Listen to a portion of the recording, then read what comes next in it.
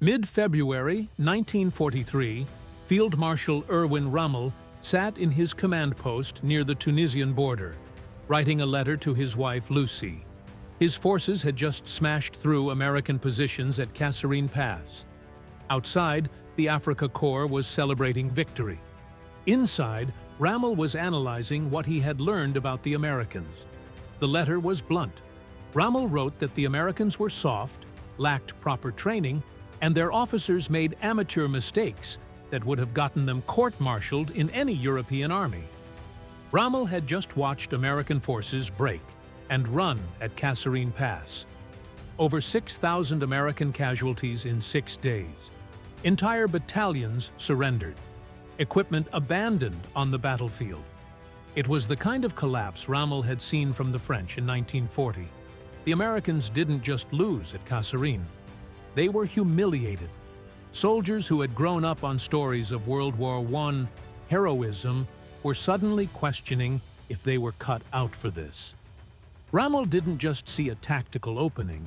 He thought he was witnessing the American spirit breaking in real time.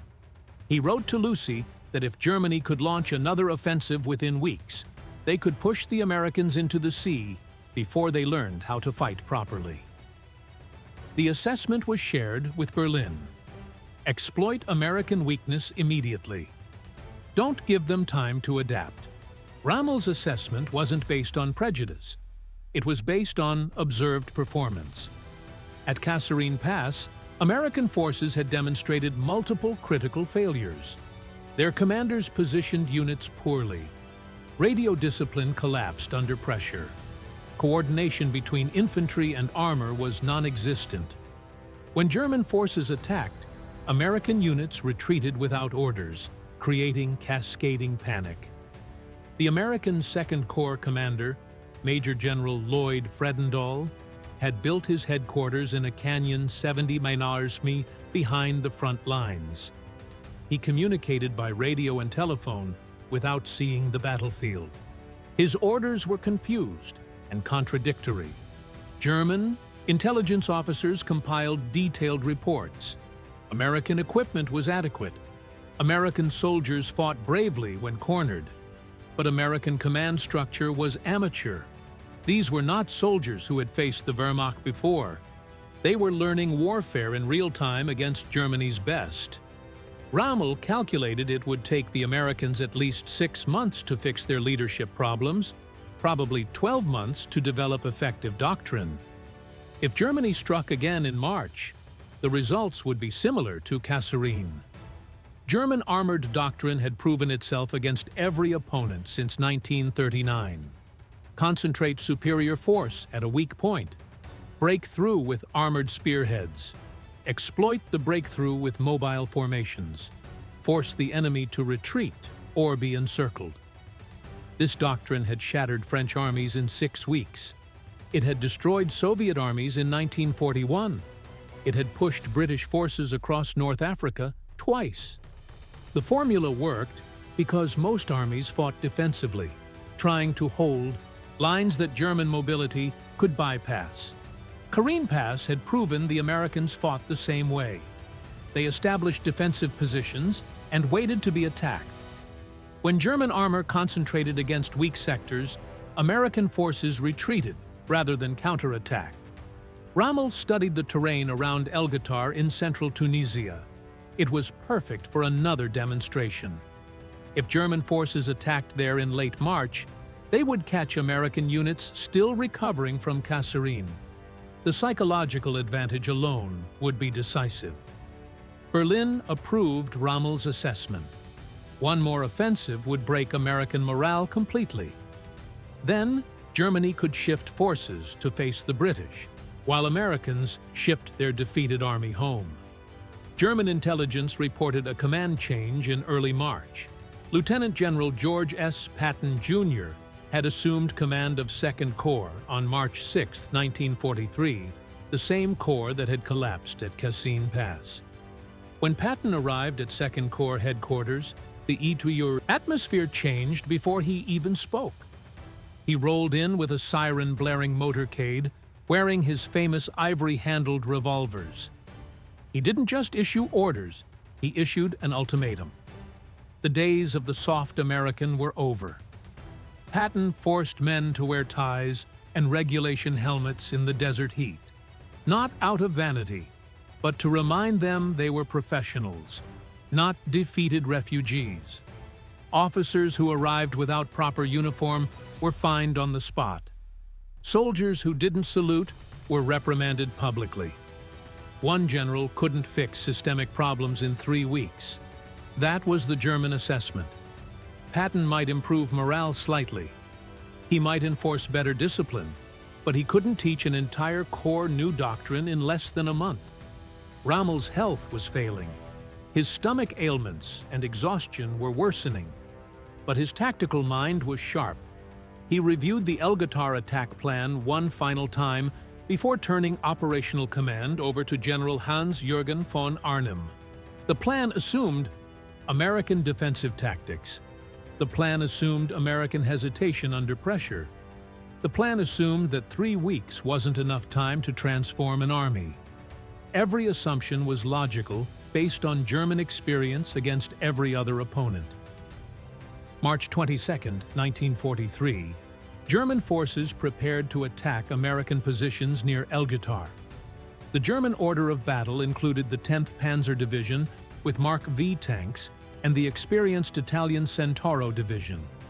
German commanders briefed their units on expected American responses. Americans would defend from fixed positions. When German armor concentrated, Americans would call for air support that might not arrive. If pressure increased, Americans would retreat like at Kasserine.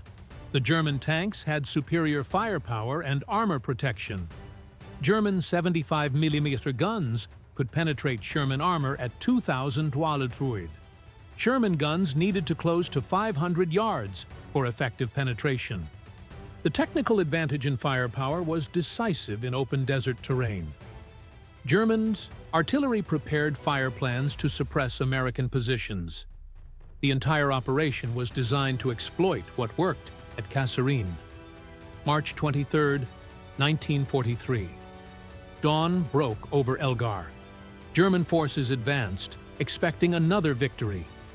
They were about to discover that 3 weeks was enough time to change everything that mattered. The German attack began at 6:00 a.m. Lead elements of the 10th Panzer Division rolled toward American positions held by the 1st Infantry Division, the Big Red One. Visibility was good. Terrain was favorable. Everything matched the operational plan. Then American artillery opened fire. Not ranging shots, not scattered fire, coordinated time on target salvos that dropped multiple batteries on German positions simultaneously. Every gun in 2nd Corps could concentrate its fire on a single point at the exact same second. This level of artillery coordination was something German forces, still relying heavily on horse-drawn artillery, could not replicate. The accuracy was shocking. The volume was devastating. German tanks took direct hits. Radio operators heard urgent calls from infantry units requesting medical evacuation. The Americans weren't suppressed. They were firing back with precision that suggested professional forward observers and experienced artillery crews. The 10th Panzer Division kept advancing. This was expected resistance. Americans would break under sustained pressure. German commanders ordered units to push through the artillery and close with American positions. American tank destroyers opened fire from concealed positions. German Mark V's started taking flank shots. The Americans weren't defending from obvious positions. They had positioned anti-tank weapons to create crossfire that made German armor vulnerable regardless of facing. By 9:00 a.m., German forces had penetrated 2,000 wide into American positions. This was normal for an offensive, but the Americans weren't retreating. They were conducting fighting withdrawals to prepared secondary positions. For the men of the 1st Infantry Division, Elgatar wasn't just a battle. It was an exorcism. They were the same soldiers who had been humiliated at Kasserine Pass. As the 10th Panzer rolled toward them, the big red one didn't look for an exit. They looked at their sights. They had traded their fear for cold, professional rage. German radio intercepts picked up American communications. The tone was professional and calm. Officers were giving clear tactical orders. Units were reporting positions and coordinating fields of fire. This wasn't the panicked radio chatter from Cassine Pass. American infantry held positions under German fire until ordered to withdraw. When they withdrew, they moved to new positions and resumed fighting. They weren't running. They were executing tactical retreats that preserved unit cohesion while making German advances costly. The Italian Centauro division on the German right flank reported heavy resistance. American counterfire was pinning their infantry. When Italian units advanced, American machine gun positions opened fire from overlapping fields. The Americans had prepared the battlefield properly. By noon, the German advance had stalled at 3,000 Wahltwald. This wasn't the breakthrough Cassine Pass had led German commanders to expect. General Hans-Jürgen von Arnim commanded German forces in Tunisia after Rommel's departure. He received reports from Elgetar at his headquarters. The attack wasn't achieving objectives. American resistance was organized and effective. Casualties were mounting without corresponding American collapse. This didn't match the intelligence assessment. Von Arnim studied the tactical reports with growing concern. Something fundamental had changed. The Shermans were still outgunned by German armor. The terrain wasn't dramatically different from Kasserine, but the Americans were fighting with coordination and aggression that German commanders hadn't anticipated. Radio intercepts revealed American officers giving confident tactical orders. Artillery was concentrating fire with devastating precision. Infantry was counterattacking instead of retreating. This wasn't the demoralized force from 3 weeks earlier. March 24th. Von Arnim recommended calling off the offensive. German casualties were significant without achieving breakthrough. The Americans were too strong in their current positions. The attack was suspended, and German forces withdrew. German intelligence worked to understand what had happened at Elgetar. They interviewed captured American soldiers. They studied documents recovered from the battlefield. They needed to know what created the transformation. The Americans hadn't received new equipment. They hadn't received significant reinforcements. They hadn't trained for months in new tactics. The change happened in 21 days under Patton's command. Patton's method was simple but radical. First, leadership purge. He fired officers who hesitated. He promoted men who attacked. Command. Positions went to officers who understood that speed and aggression won battles. Second, doctrine revolution. Every unit learned to counterattack immediately when attacked. Artillery concentrated fire to achieve overwhelming effects at decisive points. Defense meant aggressive patrolling and spoiling attacks, never passive waiting. Third, psychological transformation.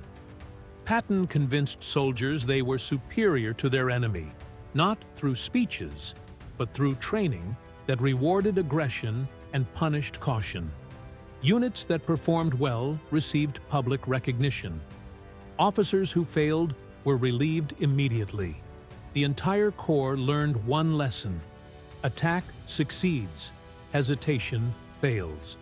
German commanders analyze what Elgetar revealed about American capabilities.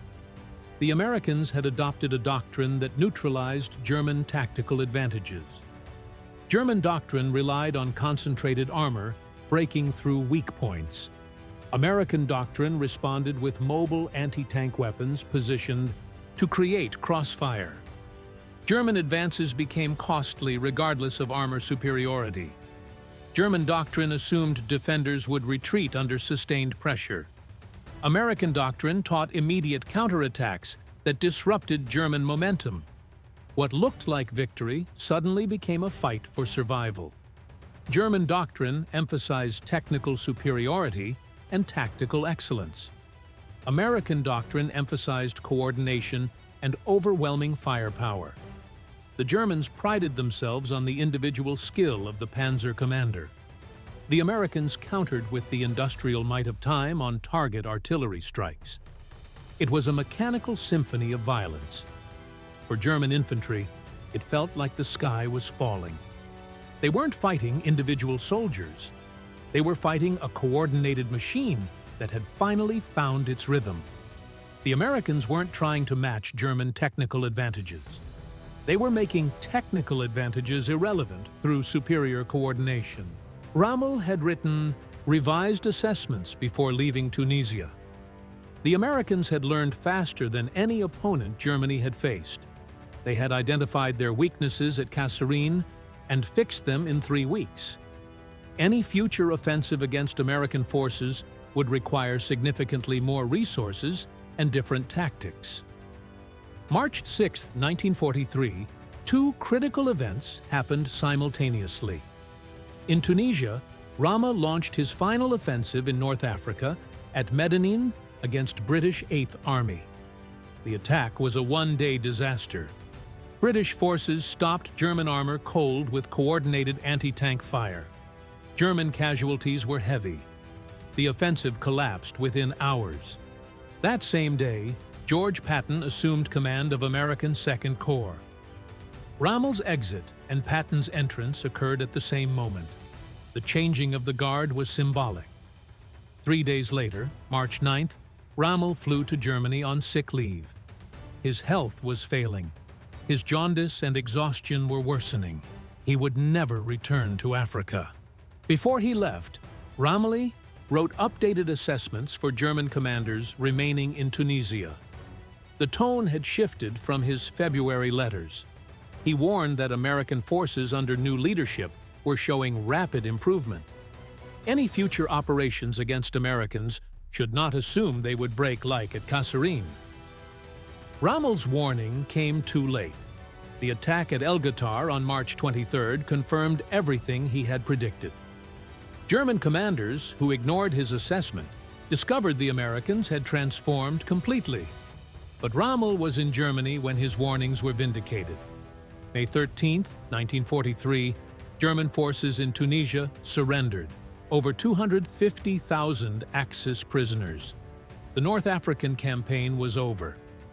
The Americans had gone from humiliation at Kasserine Pass to victory in Tunisia in less than 3 months. German commanders studied American performance and issued new tactical guidance.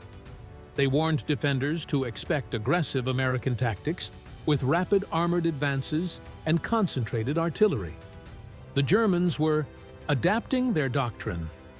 When Allied forces landed in Sicily on July 10, 1943, those warnings proved accurate. American forces under Patton's 7th Army advanced rapidly up the western coast. Patton's forces reached Messina on August 17, beating British forces in a race that made American arms look superior. German defenders reported that American tactical aggression combined with superior logistics made defensive operations nearly impossible. June 1944, Rommel commanded German forces defending France against Allied invasion. He deployed defensive doctrine specifically designed to counter American aggressive tactics. Rommel positioned mobile reserves close to likely invasion beaches. He knew Americans would push inland rapidly after landing. German forces needed to counterattack immediately before Americans could establish momentum. Rommel's assessment of American forces had changed completely from his February 1943 letters mocking their softness. He now wrote that Americans had shown themselves to be very much more advanced in their tactical thinking than the British. Their forces combined material superiority with aggressive tactics that made static defense ineffective. When D-Day came on June 6, 1944, Rommel's defensive preparations were undermined by Hitler's refusal to release panzer reserves. But Rommel's tactical assessment proved accurate. American forces at Utah and Omaha beaches pushed inland aggressively, despite heavy casualties. Rommel understood what other German generals were still learning. The Americans weren't the soft, poorly trained force he had defeated at Catherine Pass. They were a professional army with doctrine designed to exploit material superiority through aggressive application of force. After Germany's surrender, Allied interrogators interviewed German generals about American military performance. The testimony was consistent and revealing. It read like a confession. When men like Hasse von Manteuffel and Albert Kessler sat in interrogation rooms in 1945, a recurring theme emerged in their notes, a begrudging, almost startled respect. They had expected Americans to be like the French or early Soviets, slow to learn, easy to demoralize. Instead, they found an opponent that evolved at a speed that felt unfair. General Hasse von Manteuffel, who commanded panzer forces against American armies in 1944 to 1945, stated that Americans learned faster than any army Germany faced. They identified weaknesses and corrected them within weeks, not months. Field Marshal Albert Kessler testified that American artillery coordination was the most effective he encountered in 6 years of war. The speed with which Americans could concentrate fire on tactical targets made German tactical doctrine obsolete. German generals emphasized that American transformation wasn't about better equipment. Soviet armies had excellent tanks. British forces had experienced soldiers, but Americans combined material advantage with aggressive doctrine that made their advantages decisive. The consensus among German military professionals was that American forces in 1945 were dramatically different from American forces in 1943. The same army that lost at Kasserine Pass had become one of the most effective fighting forces in history. They didn't just lose the war, they lost their sense of superiority. Rommel's initial assessment after Kasserine Pass was logical, based on German experience. Armies needed years to develop effective doctrine. Officers needed extensive combat experience to lead effectively. Soldiers needed months of training to fight professionally. Patton proved that assessment wrong in 3 weeks. The transformation showed at Elgetar, but it took 90 days from Kasserine Pass in February to the surrender of Tunisia in May for German commanders to fully accept that American improvement was permanent, not temporary. The first 3 weeks changed the doctrine. The next 2 months proved the change was irreversible. By May 13, 1943, when over 250,000 Axis prisoners surrendered, German generals understood the Americans who had broken at Kasserine were gone forever. Leadership mattered more than experience. Doctrine mattered more than equipment. Aggressive mindset mattered more than technical superiority. The Germans built better tanks. The Americans built better doctrine. When the two met at Elgetar, doctrine won. It won again in Sicily. It won in Normandy. It won across France and into Germany. The 90 days between the shame of Kasserine and the triumph in Tunisia changed the course of the century. It was the moment the arsenal of democracy found its sword. German generals stopped underestimating American soldiers because by May 1943, they realized the man across the foxhole wasn't a tourist. He was the architect of their inevitable defeat.